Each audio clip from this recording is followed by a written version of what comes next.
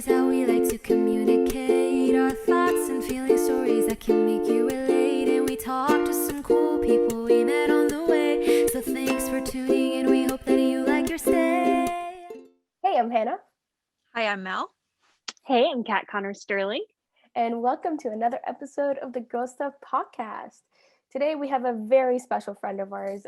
We have been nonstop watching her movie and listening to her beautiful, beautiful voice, Kat from A Week Away. So Kat, just before we start, do you mind just giving us a little introduction about yourself, what you do, things you like to get up to? Yeah, so again, like you said, I'm Kat. I play Presley in the Netflix movie musical A Week Away.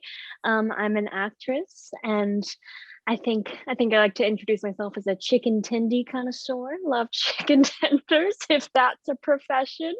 I was born and raised in Memphis, Tennessee, so not your typical LA actress, I guess you'd say. So yeah, I'm super excited to be chatting with you girls today. Perfect. So just about chicken tendies, I don't know if you got I know you got the question on your live, but have you heard of the song Chicken Tendies? No, I haven't. And you're right. Someone said that on my live. I need to listen to it now. We'll send you the link. Don't worry. Send me a link. We'll got you covered. Yeah. Great. So aside from new music, what is one thing that you got up to during quarantine that you otherwise would not have had the time to do?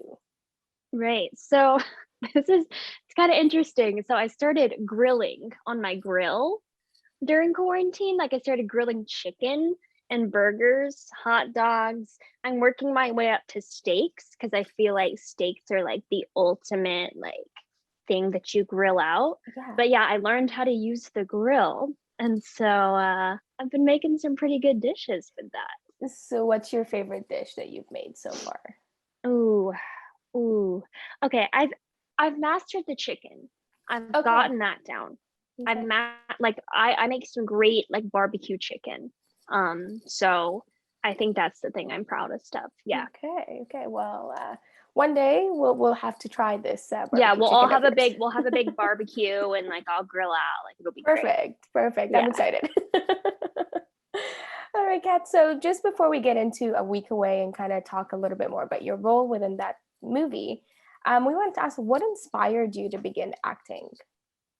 Yeah, so I feel like some people it's kind of innate in themselves and what you're meant to do. And so I think that was kind of the thing with me. I've always been a performer.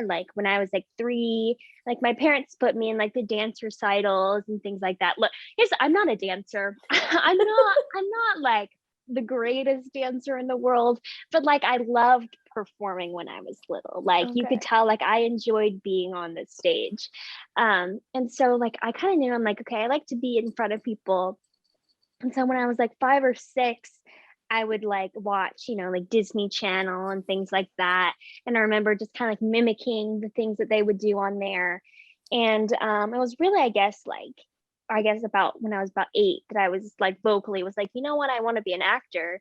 And so that's when my parents started putting me in kind of theater programs, different classes at my school. And so just kind of started just doing little plays and musicals in elementary school. And then I had my first professional theater job when I was 13 and didn't really venture into film and television actually until I got into college, really. I think 2019 is when I first got my first role in a TV series. So that was my first, venture out. So. Well, that's exciting. And we'll definitely talk all about theater later on. Yes. But in terms of acting, what is your favorite thing about acting or putting on a performance? I think it's just, I don't know if I could pick my favorite thing. I have a few things. I love getting the opportunity to be someone else. I think it's just so cool to see from someone else's perspective. And I think that's a kind of a thing that I feel we all need to practice is seeing the world from someone else's perspective so that we're not I think that prevents you from being selfish and from being maybe self-centered is trying to step into someone else's shoes in their worldview. And so I love getting the opportunity to do that and to practice that.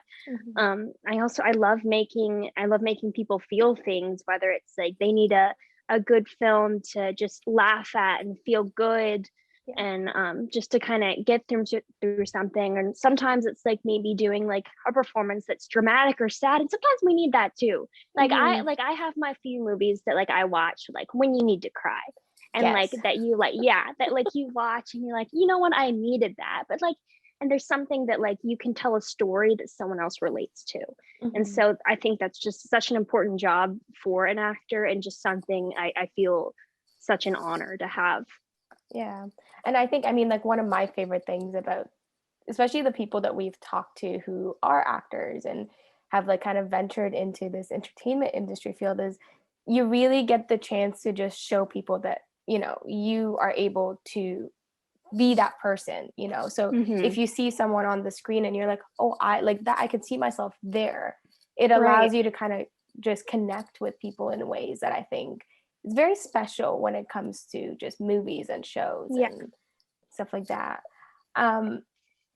So kind of like diving into something different, do you have any secrets as to how you get into the role of your character outside of just Presley, but just in general, like any character you take on? I think like a lot of times, like I'll listen to music helps a lot. It's like another art form that's kind of, you know, side by side with like going into characters and things like that. I'll listen to music. I'll go through the script a lot and just kind of mark things out of different like qualities and different goals I think the character has. I think sometimes like I'll try to kind of mark out ways that they're similar than me, ways that we have shared experiences maybe that I could kind of apply to that role. But the character that I did for Presley, like we're different in the way that like we're both like, well, we're the same in that we're both like super quirky, but like I noted that she's a little less outspoken than me, I'll say. That's one of the notes I had. Yeah, well, I think, I mean, like Presley, a lot of people connected with her in various different ways and reasons. And we'll actually dive into a little bit of A Week Away and kind of your experience. You did play Presley Elizabeth Borsky, who is a camper at Camp A Week Away. And I kind of call her like your classic girl next door. You know, she's very loyal. She's best friends with Avery. She's got a crush on our favorite George. Yes. So we want to talk a little bit about kind of your role as Presley and the character herself as well. So before we dive in a little bit, how did you get the role? What was the audition process like? Right. So for A Week Away, I think originally it was called, I think the working title was Best Week Ever or Greatest Week, something of that nature, something like that. But they so they held a national open call, and this was before COVID. So they went from city to city, and you can go in person and audition.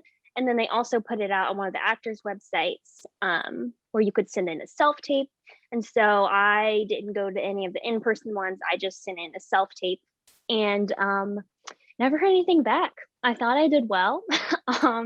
It was like one of those auditions the actors get. And I'm like, you know what?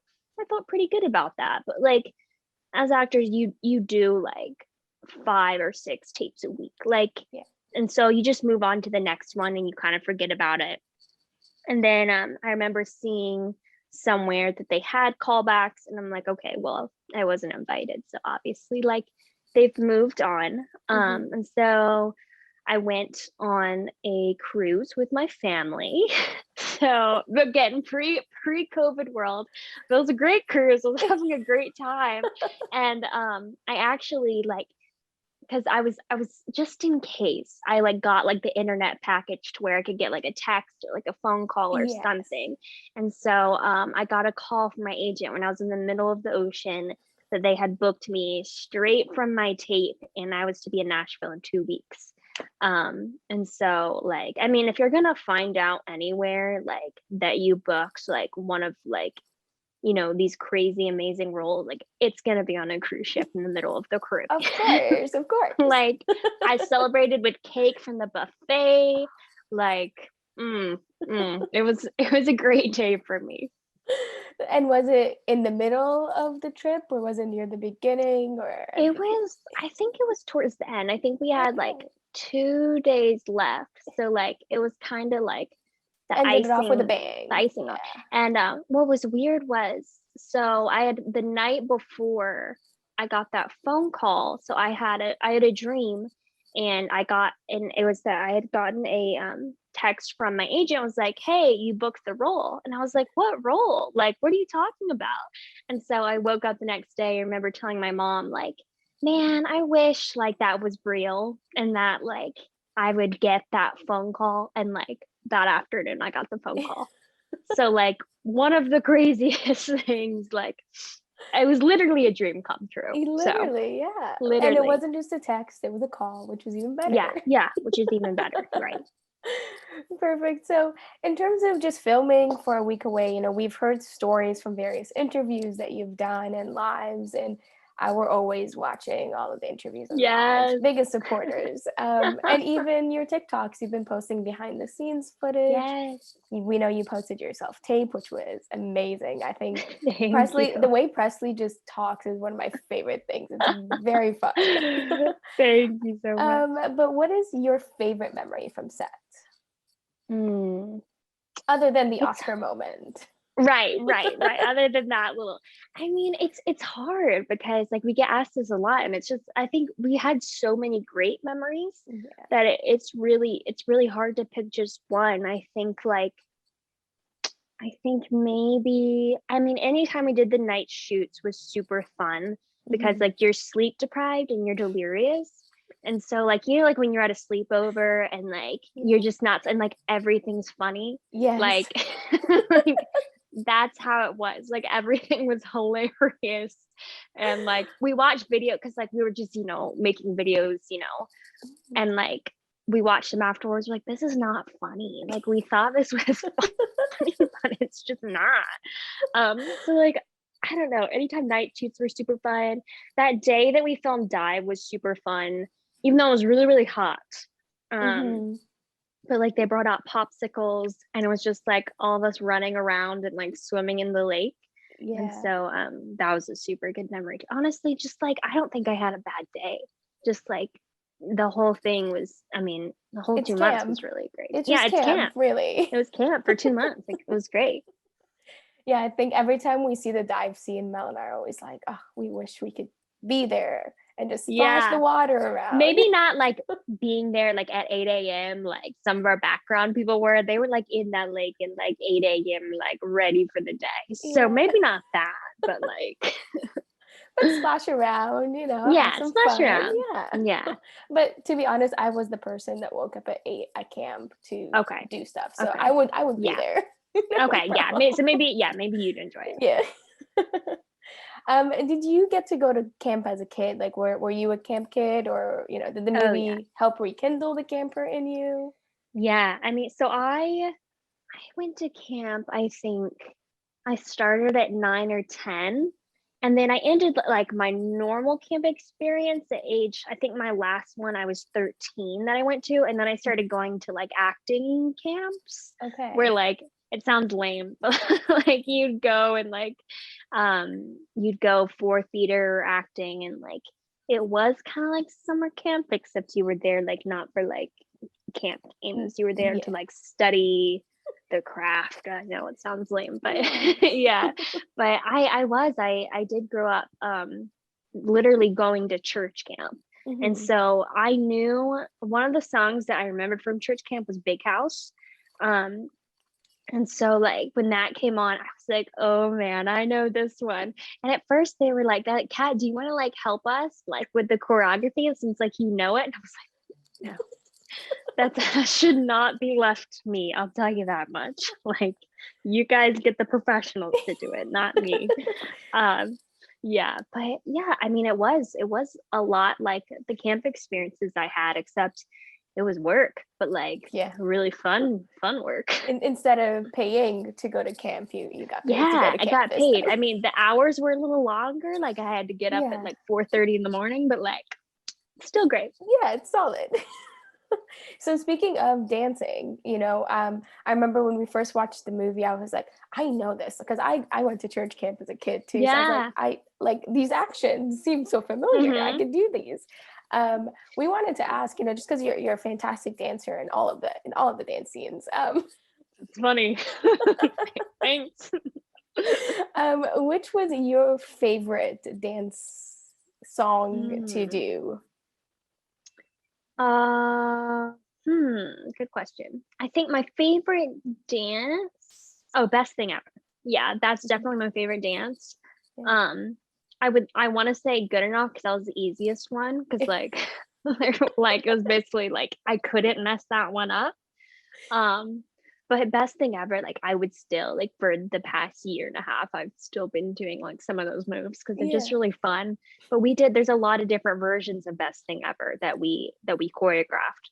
Okay. And so sometimes I still get confused which one we Which ended up with. So I have to watch it. Yeah, just it's their excuse to get you to rewatch the movie, I think. Yeah, yeah. I know yesterday when we were watching the movie, Mel was like, when we were watching the concert scene, and it panned to Presley and Avery just jamming out together, and we could see Ian in the back, like going like, Yeah. yeah, like totally having a good time, and then it cuts to him, and he's like having the worst time ever, and Yeah. I'm like, that would have been a fun concert to go to. I mean, right? Like it seemed like really cool. Like everyone knew the words somehow. Like Yeah, it's musicals. It's great. the power of musicals. Musical, right? So you did mention that you guys filmed this movie pre-COVID, dates it back to 2019, and it just got released on Netflix. So what was kind of waiting for the movie to come out? Were you nervous? Were you Oh, excited? it was agony. Like we've just been so ready for you guys to see this. Like we're so proud of it. We're just so stoked for everyone to see it. And so because originally we thought it was going to come out summer of 2020. And Mhm. so like we were ready for that.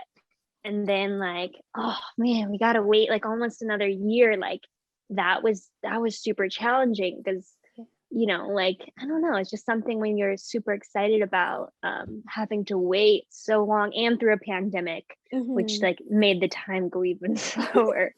um but yeah, I mean, just it was worth the wait.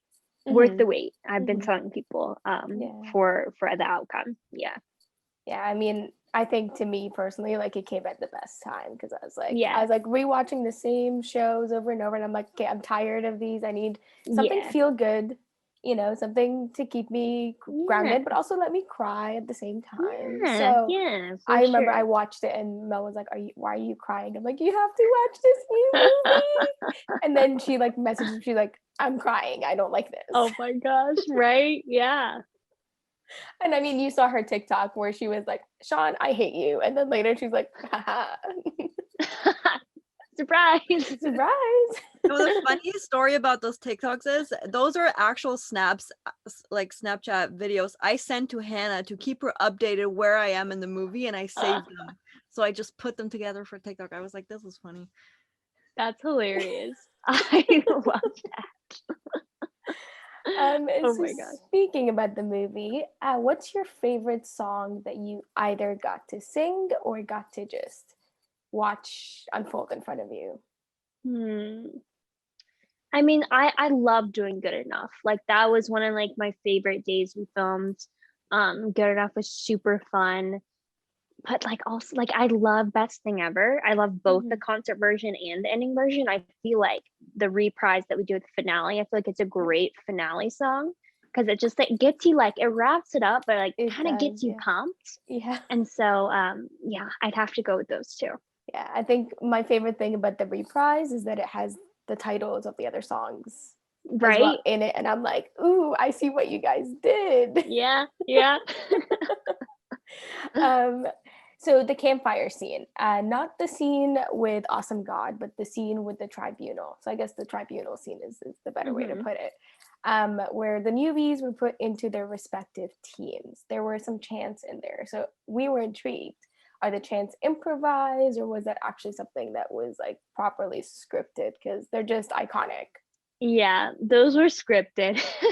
I wish we came up with those on the spot, but no, we went into the studio and recorded those. But actually, so it's just the 5 of us and our producer who are the voices in that, and they're just layered over each other to make it sound like it's like 100 people. Okay. But yeah, so it's just the 5 of us, and like it's because it's just like I know my voice well, but like there's some parts of it where like if you listen closely, I think in the second chant of the Verde Maximus one, I can hear myself clearly. And so like, but like again, like that's just because it's like I know, and like I know my voice. But the next time you watch it, see if you can hear it. We will look for it. Research. More research. I love it. Research. Yes. Well, I love the chants. Mel and I always recite the chants to each other because they're just super fun and they're good. just like get you moving. But we don't know a lot about Presley and her background. We know, just her as a character. We know she has a crush on George. We know she's Avery's best friend. Do you think that Presley was a counselor during the summer with Avery? Or if not, what do you think she gets up to in those 2 months before camp? Yeah, I think she was with Avery. I think that so me and Bailey were talking about this because we were like, what are they? Do they go to the same school? Like, maybe. And so we decided, yes, like, sure, they go to the same school. And she was the counselor with her. That's what I'm going. I can't imagine them being separated. So I'm assuming that they were together. Because they're very close. Like they're like best friends. So I'm like, I was always they're besties. What is like, who is Presley outside of Camp Way type of thing? So did you get a chance to kind of create a background for Presley, or was that something that you kind of just said, she's kind of just this? It's kind of funny. Originally, Presley was supposed to like be the total opposite of what I made her. She was supposed to be this super like pretty popular girl. I think she's supposed to be like this rich girl. Okay. And then like because I was looking at some of the scripts, and I was at the script at the time. I was asking our director, I was like, what is this about? Like, this doesn't even match. They're like, oh, that's from like an old version when Presley was gonna be this like rich girl. And I was like, okay, because that's actually one of the first reasons she has those like 2 huge bags at the beginning. It was supposed to be originally like she was going to be this rich girl, but then it just turned into like this weird gag. I don't know, but so I did get to create a little bit. I'm hoping if there's a sequel, I would like to. I think we'd hopefully dig a little bit more into that. But yeah, I think there's a lot more background for you guys to know. I don't. Our one of our producers and the writer of it was on with me and Bailey on a live the other day, and he was joking, was like, what if like we now do it from like Presley to Avery's perspective? Like, so I'm like, that'd be funny, just remake the movie. But you know what, that we would watch it. I think if we see a movie and just Presley and Avery, I'm like, I'm here for it. Yeah, it's just the girls now, just girls. A week away, girl edition. Yeah. Yeah, honestly, I think one of my favorite things, and like it's Mel and I always talk about this, is like we just love how you and Bailey and like you and the cast are just friends the same way that your characters are friends, and the power of camp, I guess, is just everyone just ends up becoming best friends at the end of it, and it doesn't kind of interfere. And we kind of know that you guys haven't seen each other because, again, we watch the live, so we're very excited.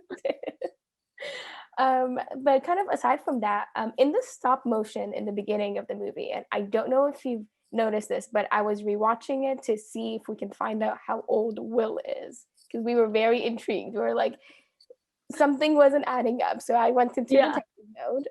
And when George's section comes up, comic books come up, and it says Super George and Power Presley. Yeah. And I was like, okay, wait, hang on. Let's talk about this for a second. So in the box that Presley gets, we know she gets the letters. do you think that George would have actually like drew up comic books and sent it to her, or do you think that's just something that's just like putting the characters as like, ooh, they're kind of like into each other type of thing? Oh, that's cool. That's interesting. I'd like to think that he did draw that. I'd like to think that. Yeah. I mean, like, I didn't know anything about those comic books until like 2 months ago when I saw it. Like Mhm. in the, because like I got an early screening of it and I was watching it. I flipped out when I saw that. I was like, we're cartoons. Like, that's amazing. Yeah. But that's an interesting concept. Yeah. Yeah. I like to Well, think that he I did mean, draw that. I'll be here. I would like to see, you know, when there's a sequel, because high hopes here. High hopes. Yes. That That's what we Presley's like to just hear. sitting there reading those comics and giggling. I would love to see that. Oh my gosh. Yes, we're pitching that. We We're love pitching it. that We idea. love it. That We one love and it. softball Presley. I'm here for that Oh one my gosh. too. Oh no, I don't know. They better go ahead and hire that double because it's not looking good.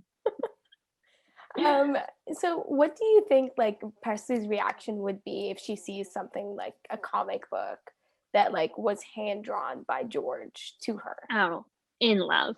That girl's already ready to marry him. She's been ready. She's been ready. So like Yeah.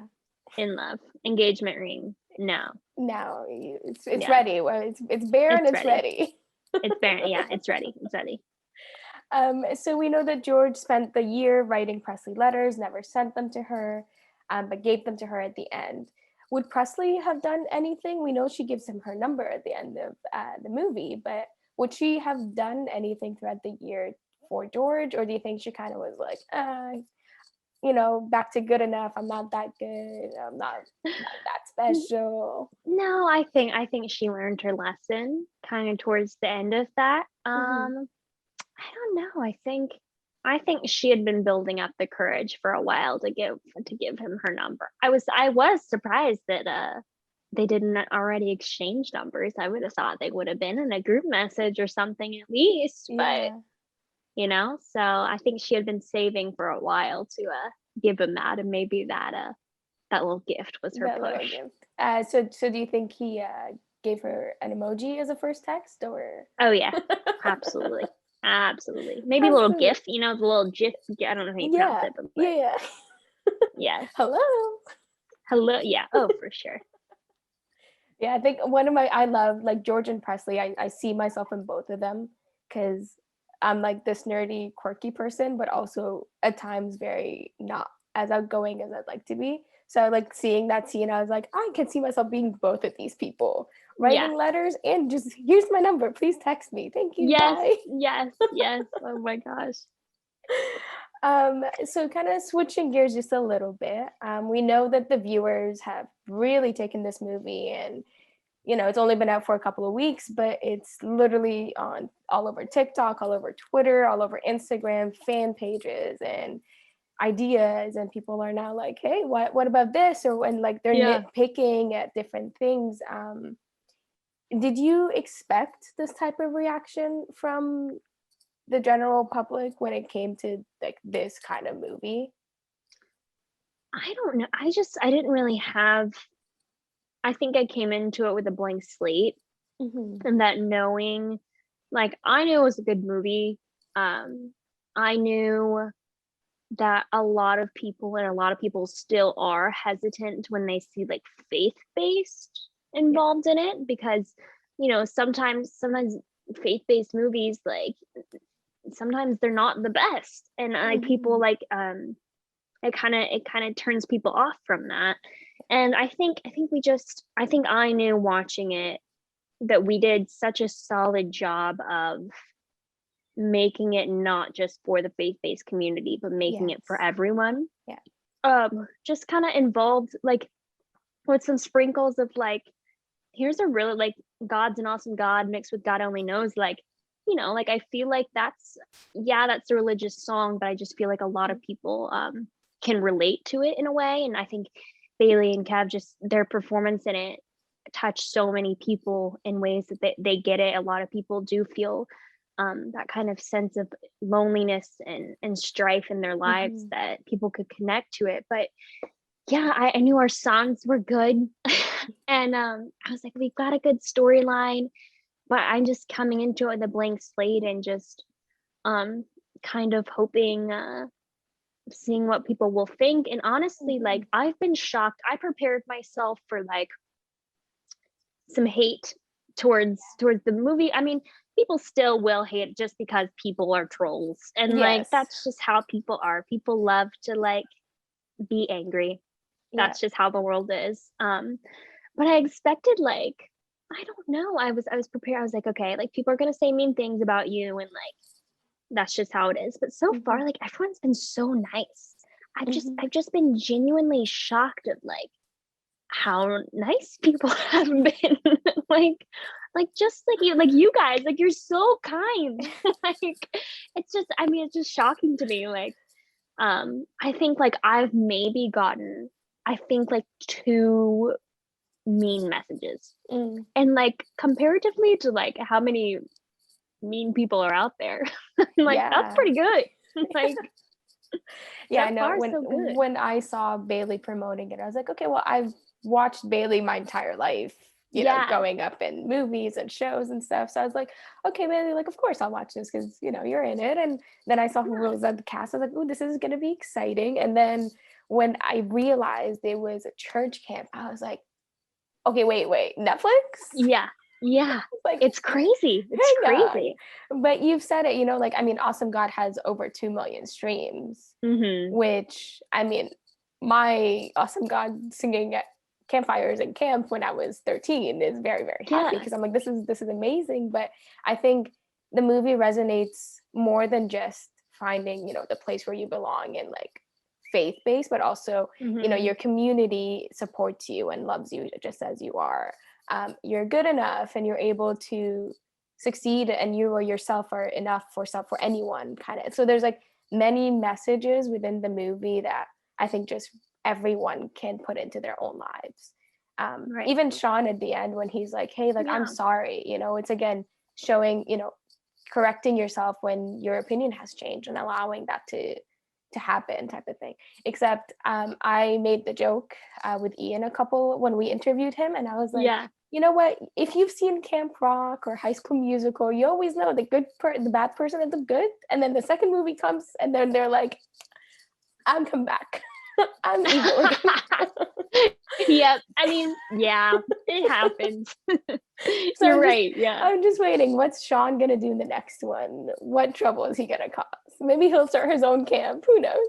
Oh gosh. Oh, we could only hope. Yeah. And so just kind of touching a little bit on just one thing before we do something fun together. What kind of advice would you give someone who's wanting to get into this field and kind of get into acting and performing? Yeah. I mean, I think the number one thing is be a self-starter. Don't wait on anyone to do it for you. I get a lot of messages asking me about this, and I feel like a lot of times people think that there's a magic word or like some magic person you need to talk to. Like if that was the case, man, like I would have done it a long time ago. But no, it's be a self-starter and really do your research and get yourself in classes. And like sometimes people are like, well, I don't have the money. Well, like a lot of times, like I've gone out and worked, and so I could go and pay for my headshots and pay for my classes, things like that. And so I'd say really just be independent and a self-starter. And the second thing is there's going to be a ton of rejection. I still get a ton of no's every single day, and it's disheartening. And you can let yourself sit in that, but you also gotta get back up and keep moving forward. So I think that's the 2 biggest things. I love that. I think that's also you can apply it to anything in life, you know, more than just acting and entertainment industry, but just life in general. And especially with COVID, it's like, it's okay, you can fall, but get back up and keep going, type of thing. So it's amazing. Well, thank you for your wisdom. Love it. So we're gonna switch gears and play a fun little game. We did play it with Ian, and he did get 3 wrong. So we'll tell you that much. Man, now I gotta be in. And I don't know. So it's our little cast versus cast game that we're Okay. doing. Okay. So the game is Who Said It? So we'll give you a line and you'll have to tell us who said the line. I have a feeling you will actually get most of them because they're pretty iconic lines from the movie. Okay. But you do get an extra point if you tell us where it's from. Okay. So Mel's gonna take it away from here. Okay. Okay, I'm gonna get right into it with the first one, and it's not the 666. Oh, so that was Kristen, aka played by Sherry Shepherd, right before the paintball scene. There Yeah. you go. See, told you, you got it. Yes. And Hannah's keeping score. The next one Okay. is let's Mr. and Mrs. Smith this thing. Okay, so that was Avery, right before they take down Sean in the paintball scene. Yeah. She's got this. The next one is don't put my camp on Craigslist. So that was David, and he's saying it to Will, and they are outside right after the 5-minute scene. Oh, gosh. I'm so nervous. You got this. Okay. The Okay, next come line on, is- give me another one. The next line is I just choose to believe. I mean, that's faith, right? So that's Avery, and this is right for Place in This World, and they're like in their little magical garden. Gosh. You're I doing love this. amazing. I love this. Okay, The next one is I don't need you to fix me. so that's Will, and that they're on the road, and that's when Bailey is like, "I'm not trying to fix you, Will." I love it. I think that's my favorite. That's my favorite impersonation of Bailey yet. Thank you. That's I say it to her all the time because it's me and my mom's favorite line of hers. He goes, "I'm not trying to fix you, Will." Are the best. It's amazing. I have a feeling you're gonna like this next line. It's 7.5 narrow. Right. Okay. So that's George.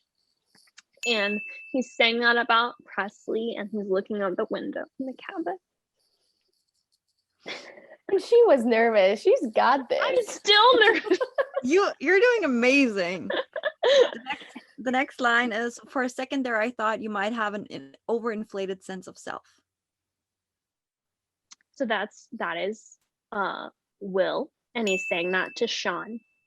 And they're like outside, and then it's like, I don't know, that's all I'm gonna say. We know what you mean. Okay, the next line is majestic unicorns of the sea. Oh, Sean, and he's talking about his narwhals. The next line is I love the summer. Oh my god, it's Presley. And she's talking to George, and they're at the paintball stand. The next line is maybe you should invest in some stamps. That is Will to George, and they are about to sing Good Enough. And going on is I want to see myself like you do. That is Presley to Avery, and they are on the picnic table in Good Enough. I love this. I love the details. I've seen this movie a lot of times. I also filmed it. So Exactly. Okay, the next line is I'm Ducky. What can I say? I'm Ducky. What can I? Oh, this one's gonna trip me up. I'm Ducky. Is that George? Okay. Yeah. It just sounds like something he'd say. Yeah. Oh wait, it's George, and it's right before baby. Yes. He's Yes. talking- Okay, that makes sense. Yeah. The next line is you have to John Hughes me. Oh, that's George too in the bathroom. He's like, you have to John Hughes me. Yeah. The next line is I'm up here writing moody sunrise songs. What's your excuse? I'm up here right. Oh, that's Will to Avery, and they're outside, and they're gonna go to the magical garden. That's one of the first scenes they filmed in the movie. Damn. And the next line is, I'm kind of a big deal at camp. That's Will. All right. Do you know when he Feeling said it? I'm kind of a big deal at camp. So that's actually, so I think is that when they're out there and he has his guitar with the canoe? Am I wrong? Close. Close. We'll give you half a point for that one. Okay, half a point. Okay. Okay, the next line, which is kind of tricky, is slay 'em all. Slay 'em all. Hmm. My favorite one. Slay 'em all. Ooh, I'm just gonna guess because I've never heard that in my life. Ooh, is that David? No. No, who was it? Charlie. Charlie. Charlie? He has one line in the entire Who is movie. Charlie? In the paintball scene. Slay 'em all. After they break, before, so I think Charlie's the one that hits Presley and George with the paintball. He had a line? He had a He line. had a line. Who is Charlie? We don't. He's credited in the credits too. That's the fun. We're like, here's the thing. Yeah, here's the thing is like from the time I saw the rough cut to the time I saw the finish, the guy who played Charlie changed.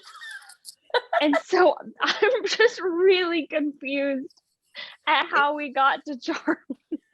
If you're watching with subtitles, it actually says Charlie and then slay 'em all. right Really? before Big House starts. Oh, that is interesting. Mhm. Oh my gosh, I need to look up this guy and tell him. Congratulations. You have a line. You have a line. Oh man, that's awesome. Thank you for letting me know. Okay, That's amazing. continuing. The next line is, I want the new kid taken out first. Sean, Yeah. he's in the huddle. Mhm. Yeah. And the next line, which is also a fan favorite, is destroy. Presley in the huddle. I think my favorite thing is the way destroy. Like, I'm just like, I Destroy. love it. Okay, the next one is one of Hannah's and my favorite lines is, I am excited. I am excited. Oh, I am excited. Just do with the actions now. Let's do it together because I don't want to do it alone. Wait, what is it? Guys, I am excited. Oh, okay. Now I get it. It's Sean. Now see, it adds a whole different line when you add When you add the claps, right? yeah. When the claps are part of the line. They are. You're not wrong. They truly are. Yeah. Okay, and the last line is, you can change who you are, I get it. That's Sean. Yes. I don't know where. Wait, you can't change who you are. Oh, he's talking to Will about because he found out the deeds. He found out the tea. He was spilling some tea. Yeah, he's spilling some tea. Well, you did amazing at this game. Before we go to the next thing, just a quick question. The chants in the Mhm. huddles, were those also scripted or were those improvised? The ones where you guys are all like, ah.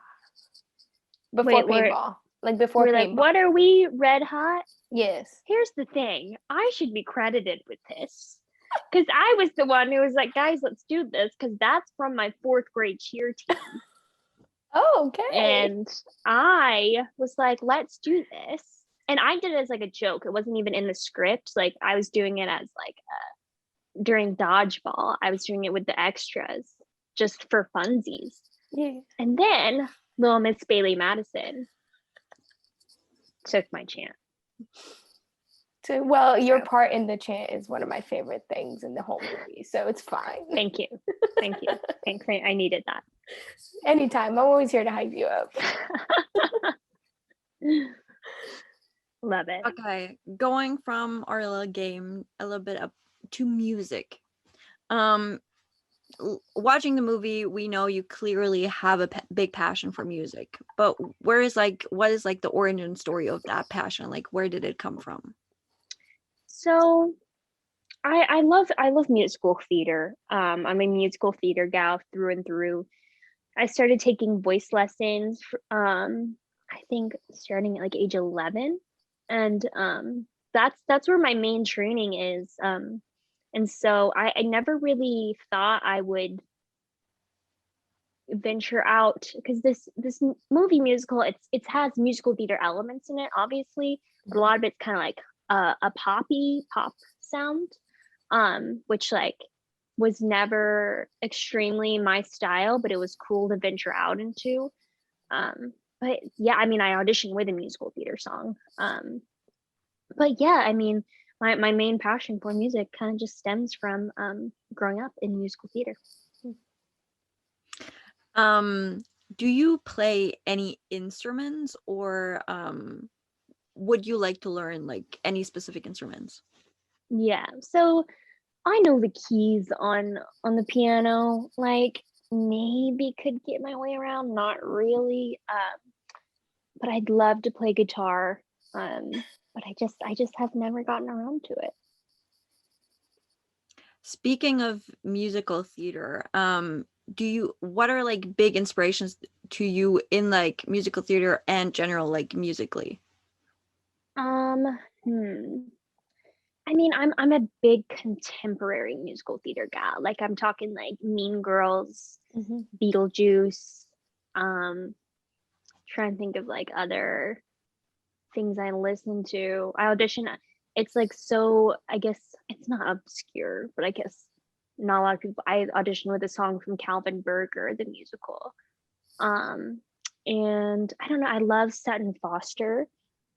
She's amazing. I look up to her a lot, as well as Kristen Chenoweth. Kind of as far as like musical inspirations, but yeah, big contemporary gal. My last, no, that's not true. I don't know. One of my last like big musical theater roles, they played Fiona in Shrek the Musical. So that was fun. Ooh. Yeah. So I love all of that. Yeah. I love that. Going off of all types of music, what is like one artist you can listen to on repeat and never get tired of? Taylor Swift. I just, she just gets it in your feels. She really does. But she also like can get you bumping, and so like love her. Love Taylor Swift. Okay, since we know you like a big variety of like songs, what are like your top like 2 or 3 songs that you could listen to all the time? So at the moment, because it changes, I go through phases in my life. And so I listen right now on repeat is I'm Me by Us the Duo. And then another one that I'm listening to right now, I'm trying to think of my little list. Oh, so I'm Me by Us the Duo. And then I also like, oh man, it's hard. Oh, I forgot the name. Oh, but I have it on. Hold on. Let me see if I can. What is it? I mean, I'd tell you if I knew, but I'm listening to it on repeat. Oh man, I'm just gonna honestly, say it happens. Don't worry. it happened. Yeah, my other one. I'll just say this because this is my third one. New Girl from Moscow Apartment. That's my third. I can't remember my second. I'm so mad at myself. That's okay. That's, if you ever do remember, you just let us know. Yeah, I'll make a TikTok and then like tag you guys and be like, Perfect. so yeah. Incredible. Okay, going back a little bit to theater, you mentioned you played Fiona in Shrek. Are there like any like other roles that you played that you like loved? Yes. So I played Little Red in Into the Woods. Loved that. I also played Anne of Green Gables. And that was a really sweet role. That was really special. And then so I got to play, so it's this show called The Curious Savage, and I actually got to go and perform in Scotland, in Edinburgh. And that was super, super special. And that's something, I mean, I'm in my 20s, but I play younger, but the character's in her 20s, so I could probably play that for a few more years. So if there's ever a film adaptation, I have my fingers crossed, because that's a really, really special role. Okay. We always try to have like a little bit of advice for people wanting to venture into different areas of like theater or acting. So do you ever like experience performance anxiety? And if you do, how do you like deal with that fear of potentially Yeah. missing? I mean, mostly like I get most nervous when I sing. Like acting is my number one, like as far as like triple threat goes, it's acting, singing, then dancing for me. And so I'm most comfortable with acting, but singing still makes me a little nervous. And as far as like physical things I do, so one of them is I try to eat something, because when you try to eat something, it helps calm your nerves, even if it's just like 2 peanut butter crackers. I'll try to get that down, as well as chewing gum helps. And sometimes then I'll try to listen to music again, just kind of meditate in that, and then taking just super deep breaths. And then also I have to remind myself, because I'm not a perfectionist in any other part of my life except when it comes to my performing. But I have to remind myself that like at the end of the day, like I'm going to be okay. Like even if I mess up, like this isn't going to be the end. And so I think that that's something I feel like everyone needs to be reminded of, is that like the world's not going to end if I don't do it perfectly today. So I think that's a good reminder for everyone. Yeah. And the entertainment industry can like be brutal. How do you deal with like struggling to compare yourself to other actors or singers? Yeah, I mean, it truly is like brutal is is the perfect word for it, because I mean, it really is. Sometimes I have to, I've been seeing this a lot lately on like Twitter and my other social media, which is a good reminder. It's been a needed reminder for me, is like if you're struggling by comparing yourself, you just need to like take yourself off the app. If it's like a certain person, like it's not their fault like necessarily, but if like you're struggling with comparison to them, just like either unsubscribe, you don't have to unfollow, just scroll past. Don't purposely go and try and like make yourself feel bad, because I struggle with like going to their page like, oh my gosh, they have more followers than me, or like they're doing this project that I really wanted to do, or something like that. So I mean, a lot of times it comes with taking myself away from my phone, trying to kind of just meditate and on the gratefulness for what I have now in my life.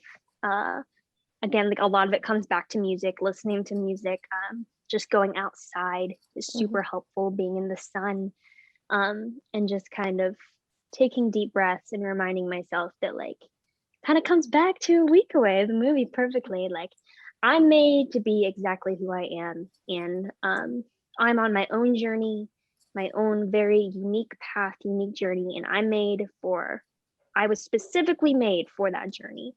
And so I need to be appreciative in that, and my story is not going to be the same as everyone else's, so why freak out over 2 different stories?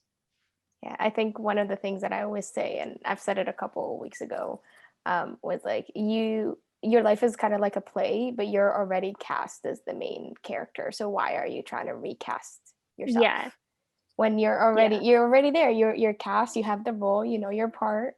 So why are you trying to kind of recast yourself as someone else? Right. Or have someone else play you, because that's not gonna work either, right? So right. Yeah, before we kind of end the interview with talking a little bit about your future and some fun questions, what is like advice you would give someone who wants to venture into this field of work? I'd say like, again, like I said, be a self-starter, really take the time to do your own research, to take classes, get involved. I'd say get involved in theater at first to see if this is even something you want to do. Because sometimes you'll get up and try to perform, and be like, you know what, this is a lot for me, and I don't know if it's for me. And also like it kind of shows you the time and dedication that it takes. And so if you're not willing to do that, then like maybe like try something else. So yeah, I think my first advice would be like try to dip your toes in it and see if you enjoy it, see if it kind of encourages you to work harder, and take it from there. Yeah. And going off into the future, what is something that you learned about yourself in the year of 2020 with all that was going on? I learned that I learned gratitude. I think I learned there were a lot of times where I was just I just kind of stopped and I was like, you know what? Things may not be great right now, but I have a roof over my head. Like I have food that I can eat. I'm not worried about that. I'm not worried about where my next meal or paycheck is coming from, which a lot of people struggle with. And so I'm like, no, I might not be working right now and being on a set, which I'd love to do, but like there are a lot of other people struggling, and like I should be grateful for the things I have right now. Yeah. Have you set any goals for yourself for 2021? I'm trying to learn patience. I'm not a very patient person. I'm trying to learn patience.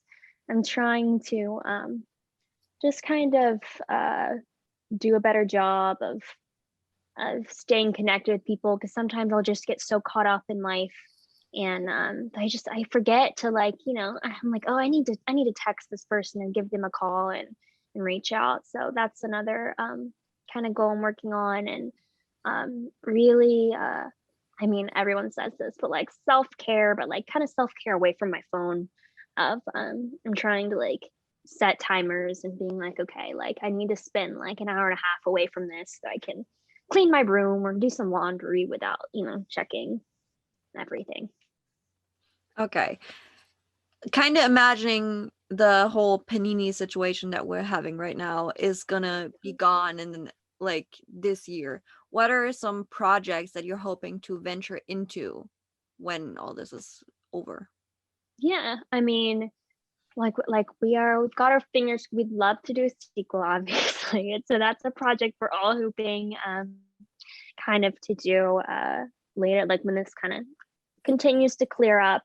I'd love to maybe hop on and join another series. I've loved the ones that I've worked on, like 911 and The Gifted. The cast have been just so kind, and I'd love to continue working on that. And I'd love to just maybe we'll have to see. Maybe have a few surprises. A concert a week away tour, concert tour. Wouldn't that be amazing? We'll be front row. Yes, we'd love to hear it. Okay, Hannah and I both have mentioned that we watch your lives whenever you're live on Instagram. And what we've noticed is what you talk a lot about is chocolate. That's true. That is the truth. And you mentioned European chocolate quite a lot. And since I'm based in Germany. No way. I just wanted to show you some chocolate, like, which I think is cool and the US doesn't have, that we have. So I actually went out and bought these. I'd love to see it. We'll send once we're able to send stuff around, we'll send you a couple of these. That'd be great. As well. I'm so intrigued. Okay, so usually we have like these. So these are like tiny like bars that are like layered. Okay. And they recently brought out like chocolate bars, and you can see like all the layers they have. Mm-hmm. Like they have different layers, and they're like nut, walnut, and like milk chocolate, and like some chocolate like cream. Yeah. Then similar to that, we have this one. Oh yeah. Nutella bar. Like, how amazing is that? Basically, yeah. It's also like with nuts and like cream. And then just a fan favorite of mine is this. It's just like the usual chocolate with like cornflakes in it. with cornflakes. Yes. See, like I think European chocolate just has better quality. Oh, That's yes. what I think. Because I've been to London and in Scotland, but like it was just better quality. You know what I'm saying? Mhm. And that's like I could be on this tangent for years. I'm something I'm really passionate about. But that just blew my mind. That just blew my Well, mind. Wilson, I think the last one that she showed, you might be able to find at grocery stores because I know we Okay. have them at IKEA. I'm in Toronto, so I'm like, we have them at At IKEA in Toronto. IKEA. Okay, I have So IKEA down the street. you might be I'm able going to find IKEA. them there. Yeah, there Okay, you go. that's my next stop. That's my next stop. Yeah. Some nice Okay. chocolate from Europe for you. There you go. Oh, You're that's welcome. brilliant. I never thought of going to IKEA for that. Yeah, they have some really good chocolate there. Okay, well that's where I'm going today. IKEA trip. Yes. Okay, some more fun question to end this interview, just to like get to know you personally a little bit. If you had to pick a song to play every single time you enter a room, what song would it be and why? It would be Megan Trainor's "If I Was You, I Wanna Be Me Too." I feel like that fits my vibe, and I like to just make an entrance, and I feel like it. I love it. I feel like that's gonna have everyone stop and turn and be like, you know what? I do want to be her. With that song choice, you being a Slytherin makes a lot of sense to me. Right? Like, yeah. Which is Makes surprising. sense I now. did not think you were a Slytherin when I first sure saw am. you. And then Yeah. watching your lives and seeing how just you talk and hold yourself, I'm like, she's definitely See, a I Slytherin. fool people. And So which one's your just think, favorite? Which movie is your favorite? I'm assuming you've watched the movies. If you're oh, sorry, I was confused for a second. Ooh. I think I've always loved Prisoner of Azkaban. okay. I've always loved that one. Yeah. I don't know why. I just like even The since I time was travel. little. It's a time But maybe travel. that's it. Maybe that's it. I've just been a big fan. Yeah. We're here for it. The third and fourth are the best ones, anyways. Yeah, I We think all so know it. too. Yeah. Okay, the last question to end this interview, which I think is a very fun question. What is the most useless talent that you have? Useless talent. Oh, so my friend, so like I can't do tricks or anything. Like I'm not great, but like I can ice skate in a circle. Like I can ice skate, and my friends say it's my one seasonal talent. Cause like we don't like I'm from the south. Like we don't have a lot of like ice skating places. So like when we do in the winter, they like build it. Like I'm like decent, and so like that's your one seasonal useless talent. Like I'll never use it ever. But Unless you come to Toronto, then you can Right. skate all you want. yeah, and then I'll skate and maybe I'll learn how to do like a little turn or We'll be here for. I'll be waiting for that to happen. Okay, thank you. Thank you. Awesome. Well, Kat, thank you so much for joining us. We Thank learned you. so much about you and just who you are as a person away from your character, even though we love your character. And just want to say again, thank you so much for coming on and chatting with us. And we love you so much. Aw, thank you guys for having me. Love you guys. No problem. And that's girl stuff.